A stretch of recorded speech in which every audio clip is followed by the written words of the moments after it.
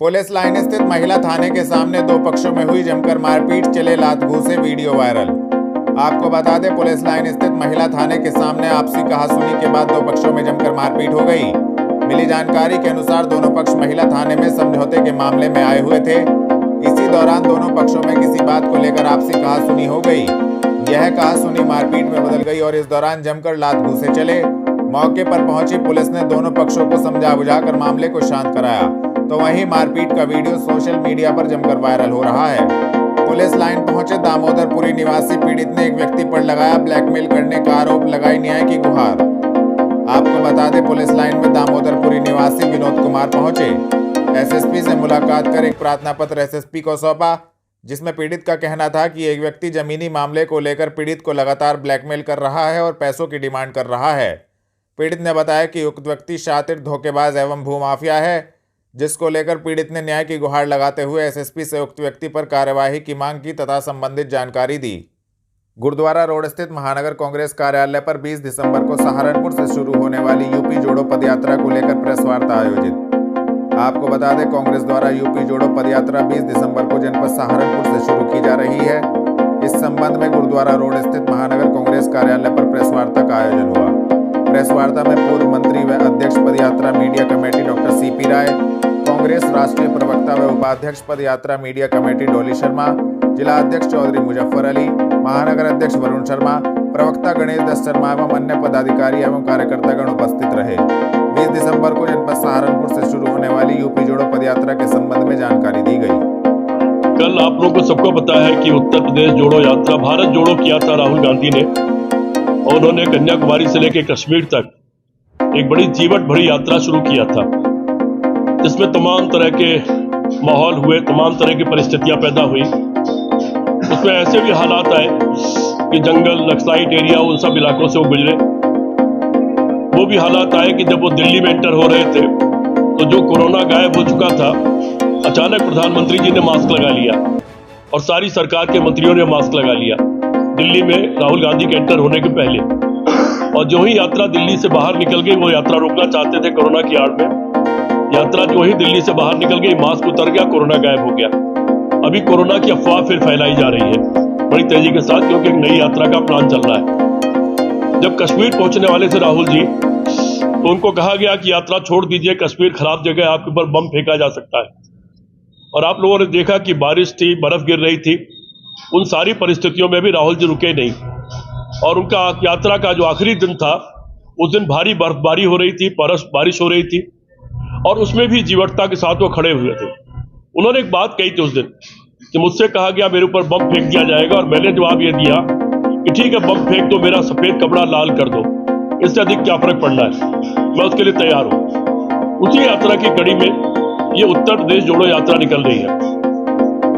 इस यात्रा के पहले मैं बाकी सारी बातें कहूं, उसके पहले मैं एक बात कहना चाहता हूं। जिलाध्यक्ष जी बैठे हैं, आज ये कप्तान से मिले थे, और चूंकि ये पार्टी लंबे समय तक सत्ता में रही है, ये नियम कानून का पालन करती है, ऐसा कोई काम नहीं करना चाहती जिससे कानून और संविधान कहीं टूटता हो। ऐसा भी कोई काम नहीं करना चाहती कि किसी को कोई परेशानी हो, लेकिन लोगों की परेशानी हल करने के लिए ही यात्रा भी है। और अभी तक परमिशन नहीं दी गई है, और परमिशन ये कह के नहीं दी गई कि आप जनता के बीच में से निकलेंगे तो डिस्टर्बेंस होगा। मेरा सवाल ये है, अगर अंग्रेजों ने भी परमिशन नहीं दिया होता, वैसे तो अंग्रेजों से किसी ने परमिशन मांगा नहीं था। महात्मा गांधी हो, लाला लाजपत राय हो, या कोई भी हो, उनसे लेकर के और तमाम मेरे जो स्वतंत्रता सेनानी थे, किसी ने परमिशन नहीं मांगा था। नमक तोड़ो आंदोलन हुआ, सत्याग्रह हुए, तमाम प्रदर्शन हुए, धरना हुआ, रैलियां हुई, लेकिन परमिशन नहीं मांगी गई।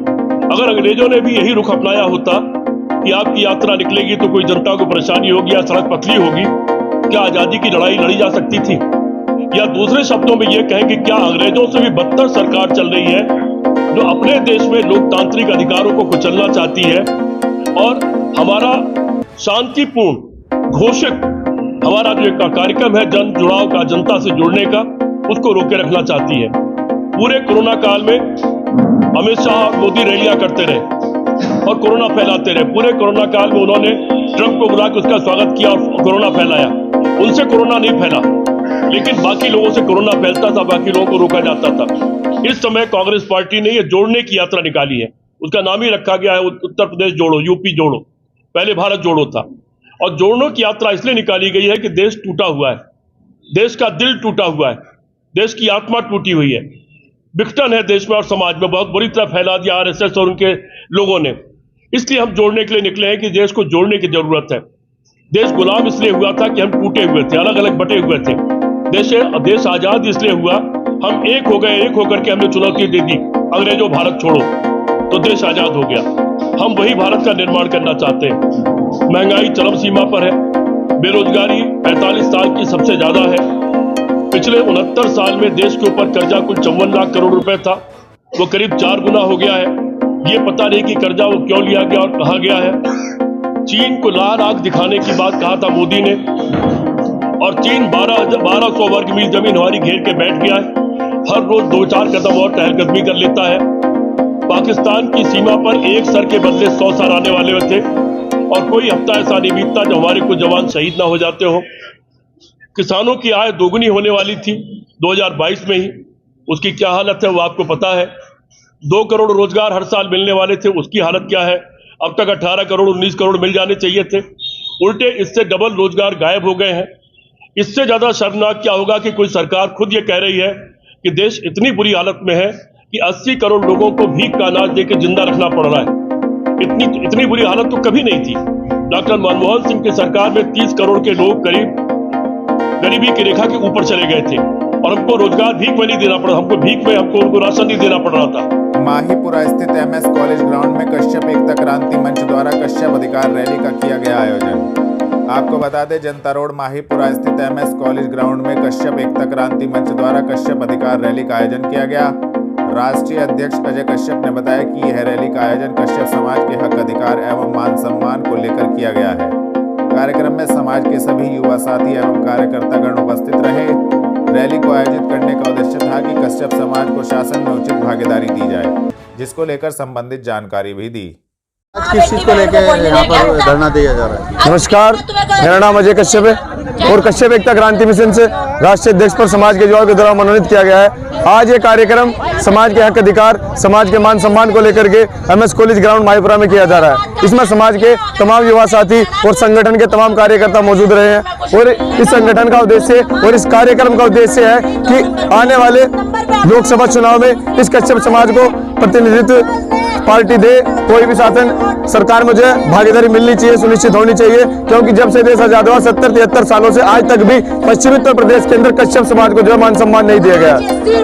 अगर नहीं मान लिया आगे कोई होता है तो क्या रहेगा आगे का? अगर शासन सरकार के लोग भागीदारी नहीं सुनिश्चित करते हैं तो आज ये कश्यप समाज पिछले वर्षों से जो है पार्टी के लिए बड़ी मजबूती के साथ काम करता है। पार्टी को अपना वोट बैंक दे करके केंद्र राज्य में बिठाया। आगे से हम लोग जो है नोटा का इस्तेमाल करेंगे और तमाम राजनीतिक दलों को सबक सिखाने का काम करेंगे। स्वीप के अंतर्गत कलेक्ट्रेट से हस्ताक्षर अभियान का हुआ शुभारंभ। मतदाताओं से की मतदान प्रक्रिया में बढ़ चढ़कर हिस्सा लेने की अपील।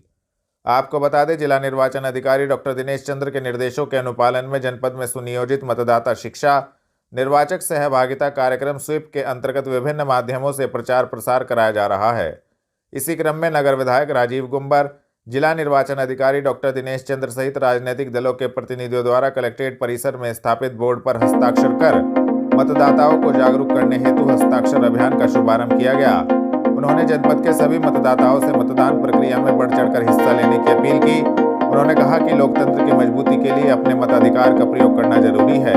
राजीव गुम्बर ने कहा कि लोकतंत्र में अपने मत का प्रयोग कर अपनी हिस्सेदारी निभाएं, लोग जागरूक होकर अपने मताधिकार का प्रयोग करें। उन्होंने आह्वान किया, मतदाता स्वयं वोट डालकर यह भी जिम्मेदारी निभाए कि उसके परिवार का कोई भी व्यक्ति वोट डालने से ना छूटने पाए। जिला निर्वाचन अधिकारी ने बताया कि मतदाताओं को जागरूक करने हेतु जनपद में नवाचार करते हुए स्कूलों एवं कॉलेजों में 101 व्याख्यानों की सीरीज की शुरुआत की गई है। सभी शैक्षणिक संस्थानों में निरंतर जागरूकता कार्यक्रम आयोजित किए जा रहे हैं। स्वीप के अंतर्गत शिक्षण संस्थानों में रंगोली, चित्रकला, भाषण, मेहंदी आदि प्रतियोगिता आयोजित कराई जा रही है। ठाकुर विशंबर सिंह गुट के उम्मीदवारों ने अधिवक्ताओं से की विजय बनाने की अपील। आपको बता दें, सहारनपुर अधिवक्ता एसोसिएशन के चुनाव में ठाकुर विशंबर सिंह गुट के उम्मीदवारों द्वारा अधिवक्ताओं से जनसंपर्क करते हुए उनसे अपने पक्ष में वोट देने की अपील की। ठाकुर विशंबर सिंह गुट से अध्यक्ष पर पूर्व शासकीय अधिवक्ता राजीव गुप्ता, महासचिव पद पर निशांत त्यागी सहित अन्य उम्मीदवारों ने अधिवक्ताओं के चैम्बर पर जाकर जनसंपर्क करते हुए उनके पक्ष में वोट देने की अपील की।